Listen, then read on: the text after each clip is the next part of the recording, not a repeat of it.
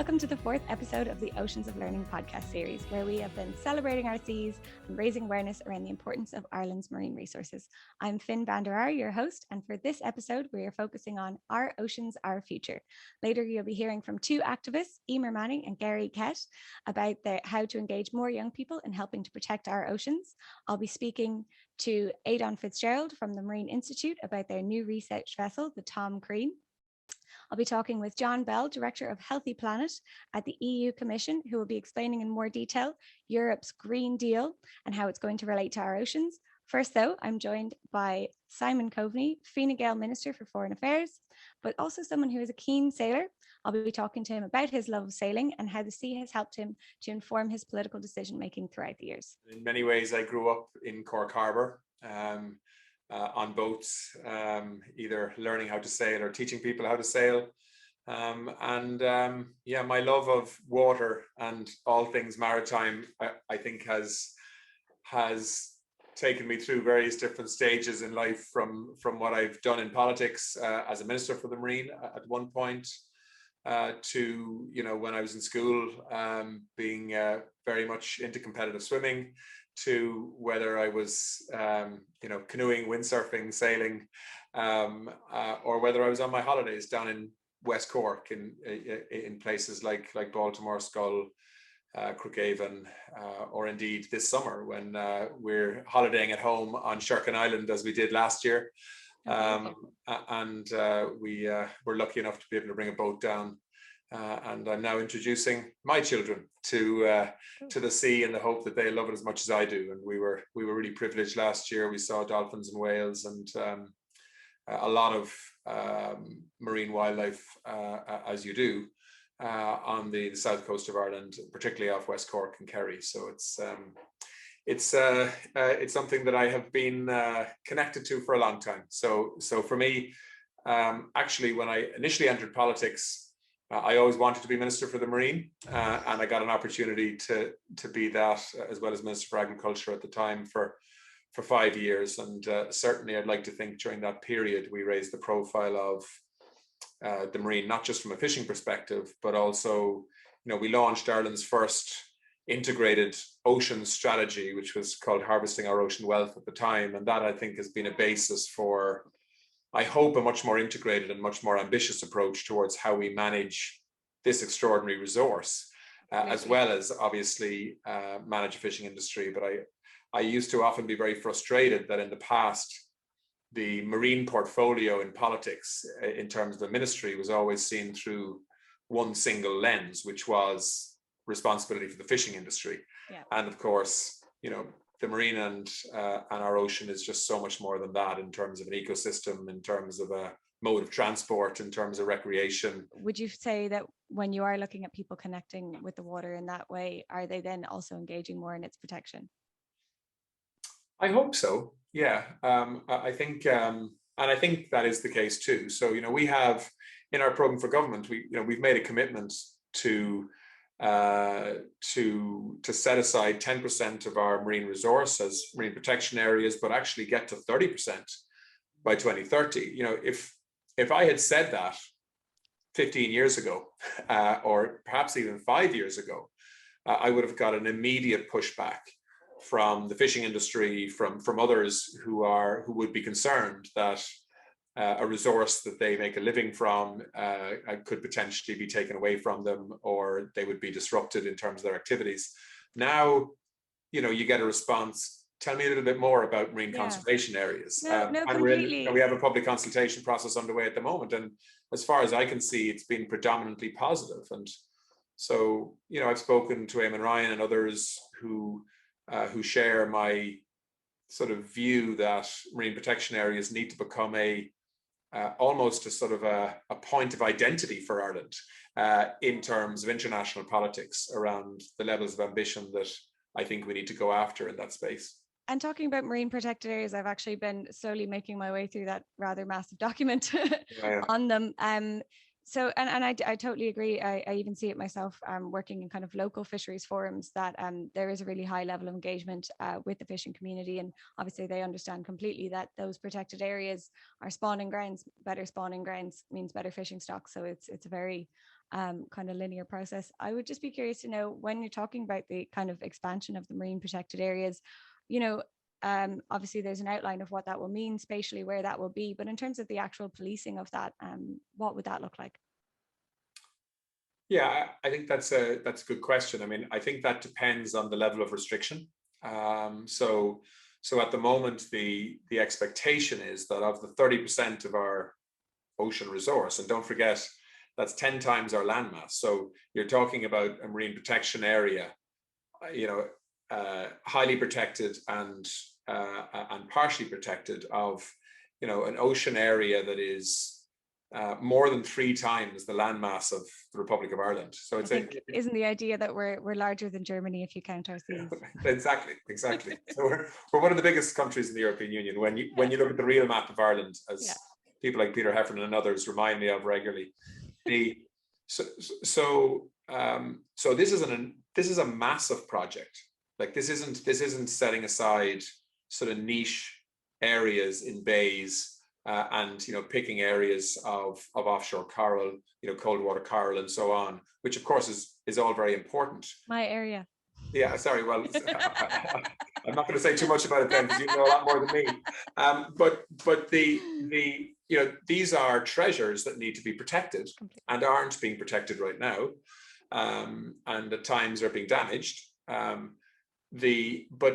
actually, the Marine Protection Area project goes way beyond that. Like this is I think we've got something like 220 million acres of sea surface. We're talking about a third of that. We're talking about a third of that being well, first of all, 10% of it being highly protected. The other 20% of that 30%. Less so, but I would hope that actually we would raise the ambition in terms of levels of protection for the full 30%. Right. Yeah. And I would hope that as we prove the concept to fishermen and to other marine users, that actually marine protection areas can make more for everybody in terms of fish stocks, spawning, juvenile fish, and of course we share our fish resource with many other countries in the European Union as well. So this is about protecting fish from fishing in certain areas, but it's also then about how do we manage marine protection areas in the context of offshore energy? Yeah. Do we facilitate offshore wind farms in protection areas? If so, how can we actually potentially use that infrastructure to as a positive in terms of man-made reefs, or how do we create networks of kelp farms potentially that can act as a sequester of carbon? Yeah. So there are many things we can do. Part of what we need to do in marine protection areas is just leave things alone and allow them to develop. And allow them to develop as nature would like them to develop. Yeah. And then some of what we need to do, I think, also is about applying science to helping to build an increased resource at sea that perhaps is later applied now. But in terms of enforcement, sorry, I mean, we will, of course, the Naval Service, I think, will have a role in that. But I think a lot of this will be around observation, either whether that's through CASAs with the Air Corps that do an awful lot of maritime observation at the moment from the air, or indeed satellite observation. I think increasingly will play more and more of a role in ensuring that the areas that we are looking to effectively protect from the kind of activity that might undermine ecosystems there are actually being enforced. And if you say you're going to do this but don't actually enforce it, and if there's not some edge to that enforcement, well then you're in a bad space, and there's a fundamental credibility gap if that happens. Completely. And it is amazing to see, even just for our listeners, how quickly things like that kind of action can actually work. I know myself from diving in areas that are adjacent to a marine protected area and then diving in the actual marine protected area, and the difference is tenfold. Just a kind of a key takeaway for our listeners, one thing that they can do today to help protect our oceans. Well, first of all, they can think about where their litter goes. That would be helpful. There's been a lot of talk about ocean plastics. There's also been a lot of work to try to reduce the amount of plastic going into the ocean. But I think, I mean, I broaden the question out slightly because I would challenge people to engage with the ocean more. So, take a holiday on an island, go out whale watching and be wowed by what you're going to see.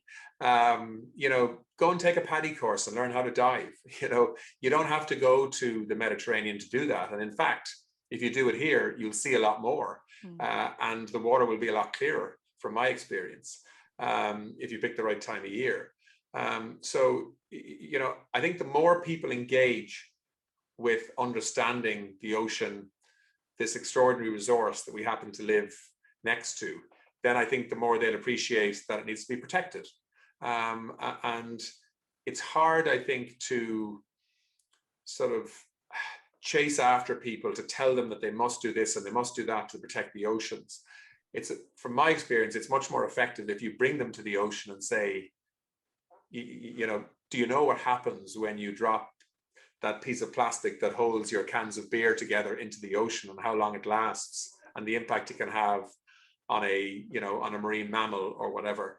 I completely agree with you on that. Although I would say definitely for most of the plastics that we see in the ocean, and definitely I know myself from research, it's not typically, people littering on the beaches as they're out for the days. It's more runoff that's coming off or poorly managed ones and things like that. Yeah. I think that's fair, and like I've got 3 daughters, and one of them is going to be a marine advocate and an environmental advocate when she's older, and she asks, and it's amazing how engaged people, and I'm talking about a 10-year-old, are in terms of why aren't we protecting nature, and why are and I was explaining to her what microbeads were one evening, and it's amazing when you talk to somebody who doesn't have any vested interests and is very innocent in terms of how they look at things, in terms of what's right and what's wrong. They will state the obvious, but actually delivering on that as a policymaker is actually not straightforward at all, as we found out in terms of how long it took to put legislation in place to effectively ban certain types of microbeads.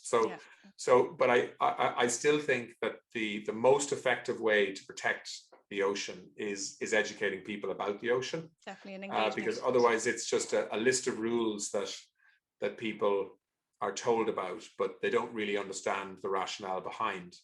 And so, my advice to people in terms of what they could do to protect the ocean is, educate somebody else about it who doesn't know about it, whether it's a child or whether it's an adult.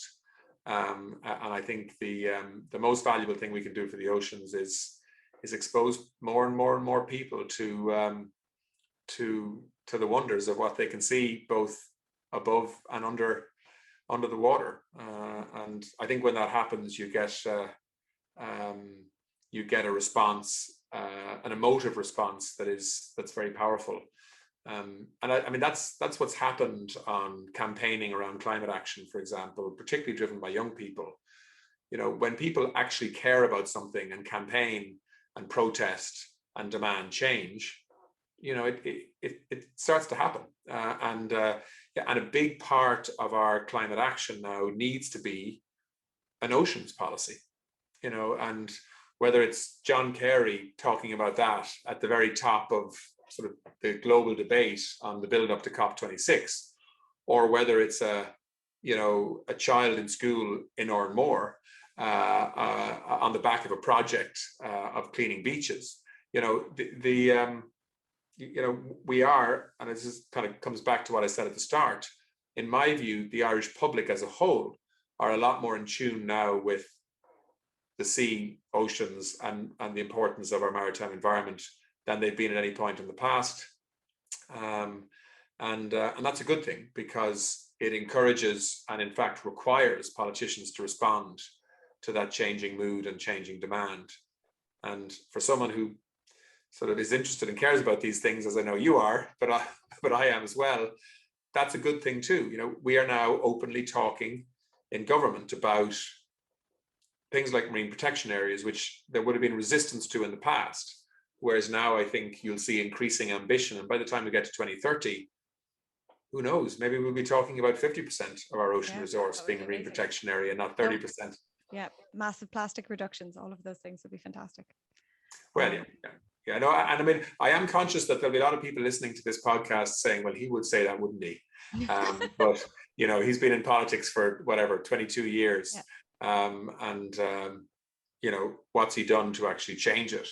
And, you know, I think there has been a process of change. It's been too slow in terms of the legislation, but we are in a better place now than we've ever been, I think, in terms of understanding the science of what we need to do. And we have certainly factored that into our program for government, and I think there's a real appetite now to take ocean science seriously. And part of that debate will be fishing, because we of course want to protect the fishing industry, but I think it's much bigger than that now, and I think that's a good thing. Staying with politics and policy, John Bell is an Irishman at the forefront of the EU's Green Innovation Deal as it seeks to become the world's first climate neutral continent by 2050. He's the director of Healthy Planet at the EU Commission, and I'm very excited to find out more about what the EU is planning in terms of the marine environment. And the European Green Deal, to a lot of people, it sounds like, you know, big, complicated policies, and it is that. What it is actually, it's the fifth great mission of the European Union. So the European Union was founded, as people know, to bring peace through coal and steel. Then the next mission was to try and build a market that worked for everybody. And the third great mission was creating a peacefully reunited continent. The Eurozone, which, you know, many people will see as a work that has yet to reach its full completion in different ways. People have different views on it, but it's there. We'll get there. And it's getting us through. But now the mission of the European Union, the Green Deal, what it says is that from now until 2050, which is, remember, 30 years, beyond policy cycles, political cycles, investment cycles, the European Union, what it's for is to reconcile our society and economy with the biosphere. It's to try and get to climate neutrality. It's to try and work within our environmental means and resources, and to try and do it in a fairer and more just way. And to do that, every policy, every instrument, everything you know about the European Union is being looked at again, and targets are being set. So over the last year or so, President von der Leyen has set new targets for the climate mitigation that has to happen in every country, in every sector. We've just launched a climate adaptation strategy. So how are we going to live with the changes that we can't avoid until everything is settled down? A new biodiversity strategy, and we're coming to the oceans here.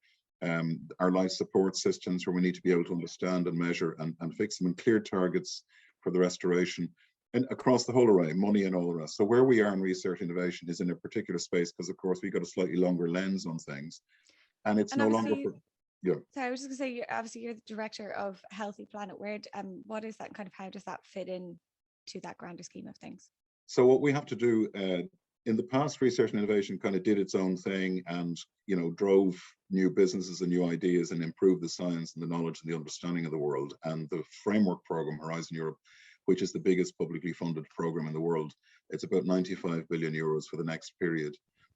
Now it has to set direction, because we like to say we're running out of time, but we're not running out of ideas. Europe is the most productive part of the planet in terms of science and papers being published for the size of the European Union.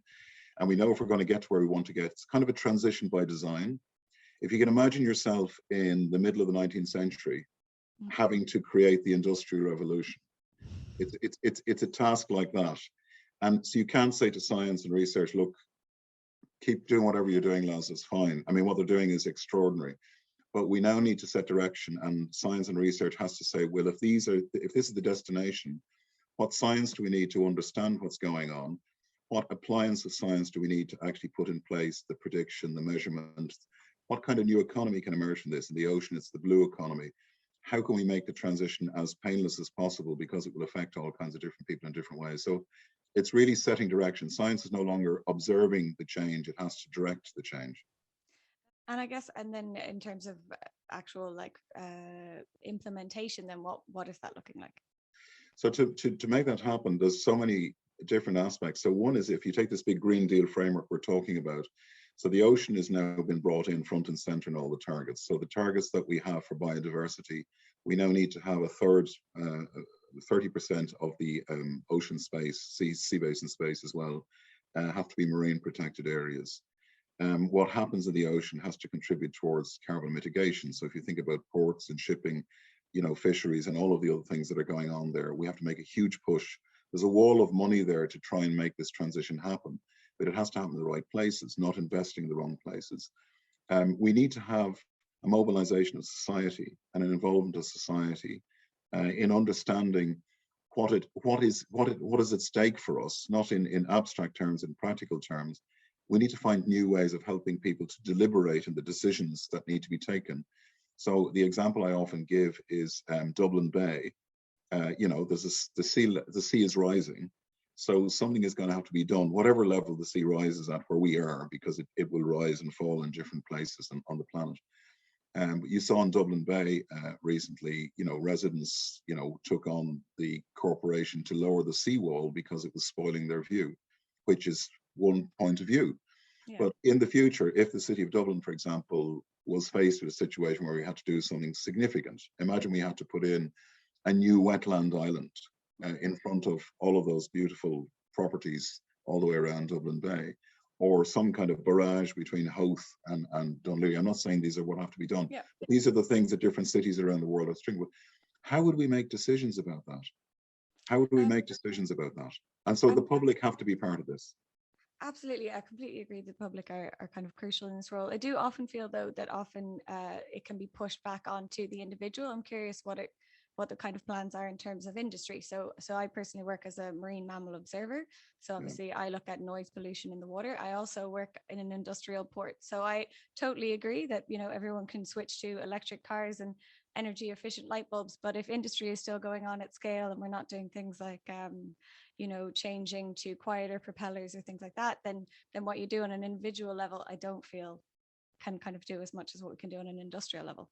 Well, I think, Finn, it's true that we all have to do something, but the oldest trick in the book is to, say that the individuals are responsible for things which are systemic. It's and. So obviously we shouldn't be chucking our rubbish on the beach, and we should be going for, getting rid of the single-use plastics, which another thing that's been outlawed in European law. And we have to change our behaviors. But some of the time we need to see which of our behaviors, there's a big thing going on at the moment. People are wondering if that, Netflix documentary, is it correct? Is it not correct? I did a whole rant on that before. Yeah, I'm sure you did. Now, the good thing about it is it's starting the conversation, but science has to be able to come in and say, look, this thing here is a problem. That may not be the conclusion that you draw from this, but we don't have a way of talking about these things. And these kind of conversations will impact on sometimes the most economically vulnerable communities who are living in fishing communities and so forth. So we have to create a new ecology and a new economy. And we have to, so we talk about the blue bioeconomy. So I'll give you a practical example. One of the things I do is bio-based industries, which is turning waste and side streams into non-fossil based, all kinds of things. It used to be things like, bioplastics and biochemicals and biopaper and taking all the oil out of that. And now it's going into nutrients and foods and food supplies. And we have people in Ireland, which is a very dynamic country in this space. I mean, the next economy is the green economy, the way the digital economy was coming, 20 years ago. And Ireland is very well positioned. You've got people in Ireland who are taking food waste, fisheries waste, and turning it into high value added nutrients, cosmetics, and various other things. So there are new opportunities there, and they're also place-based. So you can do a lot of this stuff in a fishing village. You can have, as part of whether you're talking about renewable energy or you're talking about the new kinds of food from the sea that we need, alternative proteins, what is going to happen in Greenland. We have a project that's looking at seaweed forests and so forth that could be a base for medicines and nutrients and alternative feed supplies and food supplies. All that will need to be serviced. There's a great map of the Netherlands in 2100. It's maybe something we should do in Ireland, where they took all of the known nature-based solutions and said, if we put everything that we know now to improve the Netherlands, what would it look like in 100 years' time? It's amazing. And it means big shifts in fishing and food and all, but it doesn't mean that people are no longer working in those spaces. They're just doing different things in a different way. Completely. How can we implement the changes fast enough? The science has been there for a long time that the change needs to happen now. So well, there are different things. I mean, one is, let's not forget that at certain points, people decide you know, it's a kind of a quirk of democracy that at a certain point people actually decide what they want for the future. And I think things that were seen as a bit exotic a few years ago are simply a given. And it's not just the young people who are marching on the streets. I think everybody's thinking that there has to be a shift here. You do it in different ways. So the European Union is a community of laws and practices. So the laws are in place, the targets are there, the incentives are there, pricing incentives. You know, the carbon price will adapt. The financial incentives, the investment incentives, the reskilling. So you need a mix of incentives and commitment. But I think at the end you need a vision. So if you look at Ireland, for example, I mean, Ireland is an ocean superpower. Yeah. We think of ourselves as this small, poor little island, you know, where history decides everything. Actually, geography is quite a powerful thing too. I don't know, is it 880,000 square meters of seabed that Ireland has, where, you know, I think we're the maybe even the largest or the second largest member state of the European Union if you include our waters. That's it. I think we're bigger than Germany if you include our waters. We're more water than land. Indeed. And yet, until the great work that was done, Peter Harfin, the Marine Institute, Simon Coveney, putting the marine strategy in place, that we are an island nation. And we tend to forget this, and that this is not simply a resource, it's a responsibility, but it's also an extraordinary opportunity in terms of knowledge and innovation and all of these the services economy that will arise in the next 20 years will be based on ecosystem services and all the rest. So if for the first time Ireland looked at itself and looked out and saw ourselves as an island economy, set out a strategy, and then as part of that, engaged with the rest of the world. Over the last 10 years, I would say, Ireland has been punching way above its weight in terms of global science and research innovation. It's been showing a lead with Morrigan and Quinn. It was Enda Kenny and Simon Coveney at the time. We signed this agreement, the Galway Agreement, to create a North Atlantic Ocean Research Alliance with the United States and Canada. We now have 1,000 research teams working in the North Atlantic. Ireland has done a huge job in terms of mapping. It's involved in some of the biggest science and research projects on ecosystems, on oceanography, and so forth. But it's taken a leading role. And in the UN, where Ireland, I think, is on the Security Council at the moment, Ireland is seen as an island leader. Like, there's lots of islands around the world, quite a lot in Europe. I'm not even sure if we know how many there are in Mayo, but like, there's quite a lot of islands around the place. And again, it's how you see the world. And I think, I mean, I'm looking at home, my academic interest was about how do we make peaceful transitions on identity in the island of Ireland. This is 30 years ago when it seemed impossible. But I mean, a lot of the talk in Ireland is about history. We should do a lot more talking about our geography. I mean, as an island, leaving aside what the arrangements are and what flags and all the rest people have, we're faced with this very big change. And we have this huge opportunity as an island to work out how we want to navigate that change and how we use the ocean and the seas and the resources that we have and the extraordinary land that we have. God bless the rain, you know. Who knew that rain was a secret weapon, but it's going to be very important in the future. Definitely in the coming years. You know? I really liked what you said there of that, I guess that our ocean is not just a resource, but also a responsibility. One last question before I let you go. What kind of advice would you have for our listeners that want to help us achieve a healthy ocean? Well, the first thing is get informed. And there's no lack of stuff going on. As we speak, all the countries of the ocean, building on what we started in the Galway Declaration, are meeting in the Azores. And we're going to build an all-Atlantic research community from pole to pole. But central to that is we have youth ambassadors, ocean youth ambassadors. I want to create something that's intergenerational. What I would love to see is if we can create you know, the way there used to be military service in the past, to create planetary service, allow people to actually volunteer, to take some time out and work on that. I think the information is everywhere. And it's not just about watching Netflix. And, you know, there's a lot of material that you can take into your sporting group, your school, whatever else is there. And I think citizen science, where I think there's 1,000 people, for example, took place in the activities in Galway.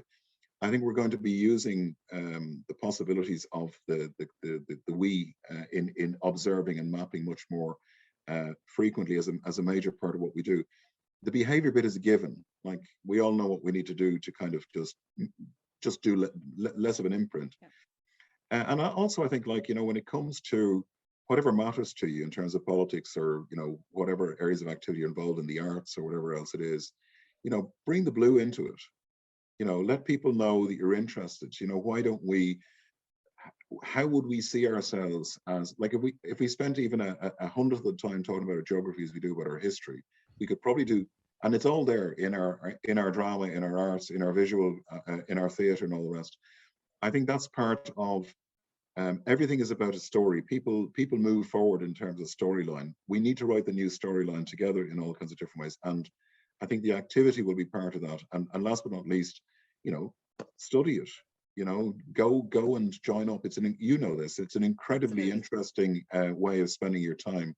It's not sitting around in dusty labs most of the time. It's free, if I may say so, freezing your arse off in boats and, you know, standing on the pier. Yeah, sunburnt. Yeah, waiting for the others to come in. I think one of the things I'd love to see a University of the Sea. Oh, I love it. I think that'd be another thing we need to do. So one of the things we'll do is we're trying to connect up all these different places, get the researchers moving in, connect them in with local communities, and let's talk about the oceans. You know, and the other thing is the beauty of the ocean.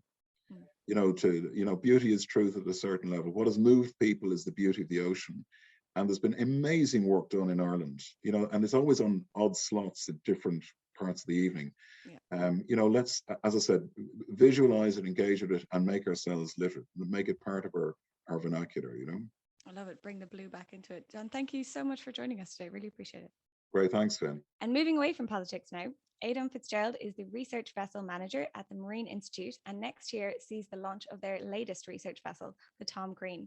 I caught up with Aodhán to find out more about the future expeditions and research that we can expect to see from the Tom Crean in the coming years. We're actually, would you believe, in the middle of planning our 2022 and our 2023 schedule at the moment. So we plan quite a long way out, particularly for some of the sort of more like the longer surveys, like up to the Arctic and that. So we basically open a ship time call in June, and we invite applications for this year and for the following year. So for this year, we've opened for 22 and 23. So our own scientists will apply just to book their slot for the sort of recurring surveys, and then it's opened up to everybody actually. So we get all those applications in before the middle of September, and then some have to be evaluated for funding. Some have been come with their own funding. So then we get they're all externally, or the funding ones are externally evaluated. So when we've got all the successful ones, we slot it all together, and then usually by the end of November, we have a plan for the year, and then we just publish our schedule and get on with it. Obviously, we had a lot of fun last year because our very well planned schedule was sort of thrown into chaos a little bit with the pandemic. We managed to keep going and deliver a really good year of survey work. But yeah, and we have a great team here in RV Ops. It's a small team, but they're very, very active and know what they're about. So yeah, so it's a busy period for us from October through to November, just to try and match what everybody needs to do, and then we also cater for all our crew changes every month or so.